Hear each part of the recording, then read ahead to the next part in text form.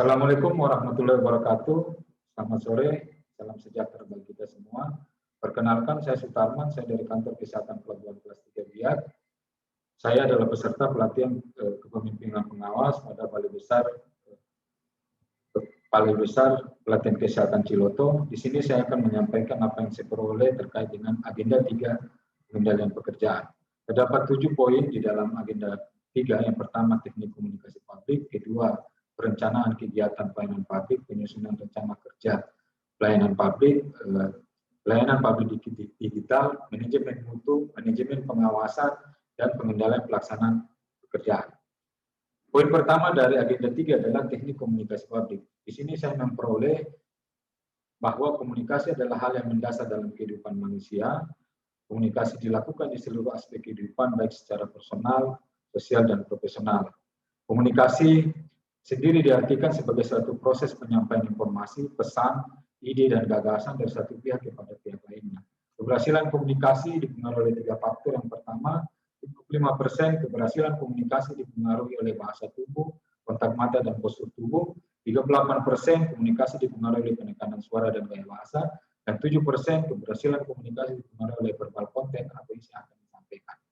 Di sini juga saya memperoleh pengetahuan tentang teknik komunikasi publik. Yang pertama, teknik public speaking. Yang kedua, teknik presentasi.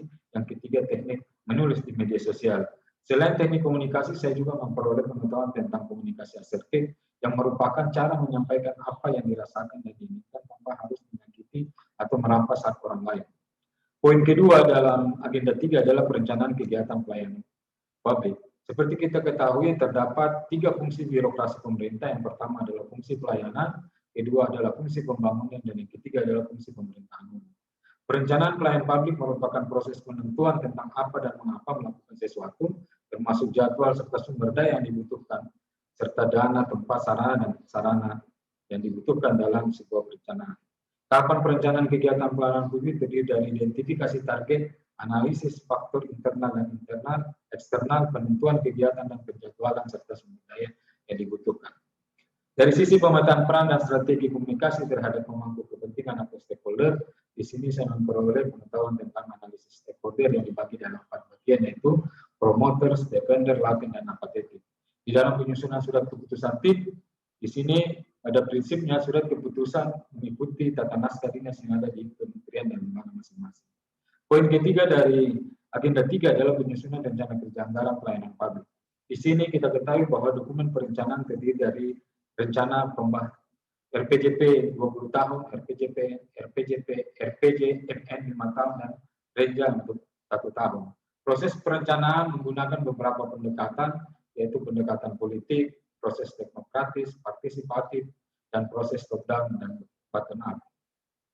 Untuk membangun dan meningkatkan kualitas perencanaan, hal yang perlu dilakukan adalah bagaimana memperkuat proses persiapan penyusunan perencanaan berdasarkan struktur dan identifikasi data, identifikasi kondisi umum dan permasalahan, dan arah dan kebijakan sasaran indikator sampai dengan tingkat pendanaan.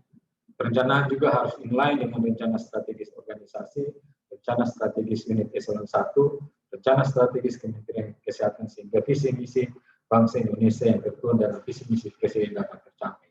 Poin keempat dari agenda 3 adalah pelayanan publik digital. Konsep dan kebijakan pelayanan publik digital atau e-government merupakan langkah untuk mencapai efektivitas pelayanan publik, mempermudah masyarakat, efisiensi waktu dan biaya dalam memperoleh pelayanan. Ada 3 elemen sukses dalam konsep pelayanan publik digital, yaitu value, support, dan capacity. Poin kelima dalam agenda 3 adalah manajemen mutu. Di sini terdapat 4 prinsip utama total quality management, yaitu kepuasan pelanggan, respect terhadap pelanggan, manajemen berdasarkan fakta, perbaikan berkesinambungan.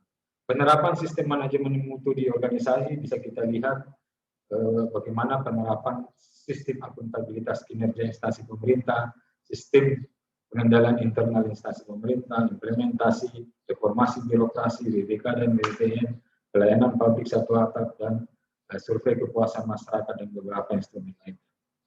Poin ke-6 dalam agenda 3 dalam manajemen pengawasan, di sini terdapat banyak indikasi korupsi yang saya tangkap dari beberapa pemaparan materi, baik di level mikro maupun di level manajemen.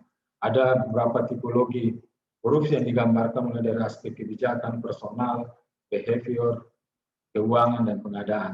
Terdapat juga 14 asas pengadaan, asas-asas pengawasan yang terdiri dari asas tercapainya tujuan, asas efisiensi, sampai pada asas tindakan.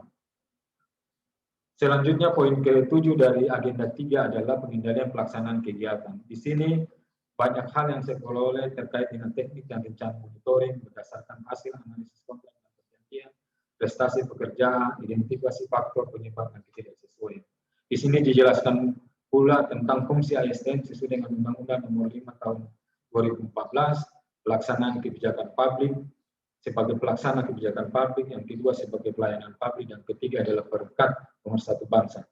Tanggung jawab administrator dalam PP nomor 11 juga tahun 2017 dijelaskan bahwa administrator bertanggung jawab dalam memimpin organisasi, pengawas bertanggung jawab dalam mengendalikan organisasi, dan pelaksana bertanggung jawab dalam melaksanakan pekerjaan.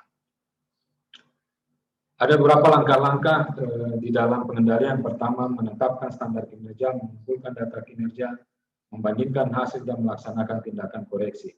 Ada sanksi-sanksi penyimpangan, ada skala definisi dampak yang dijelaskan di sini baik dari aspek finansial, fraud, reputasi, operasional, K3, dan aset dan risiko.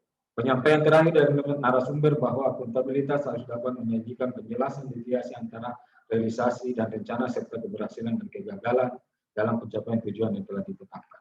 Dari ke-7 poin tadi saya dapat menyimpulkan bahwa beberapa penjelasan dalam agenda 3 ini merupakan tools bagi pemimpin pengawas dalam memberikan pelayanan yang bermutu, akuntabel, berintegritas dalam pencapaian tujuan organisasi yang ditetapkan. Demikian yang bisa saya sampaikan. Mohon maaf atas segala kekurangan. Wabillahi taufiq wal hidayah. Wassalamualaikum warahmatullahi wabarakatuh.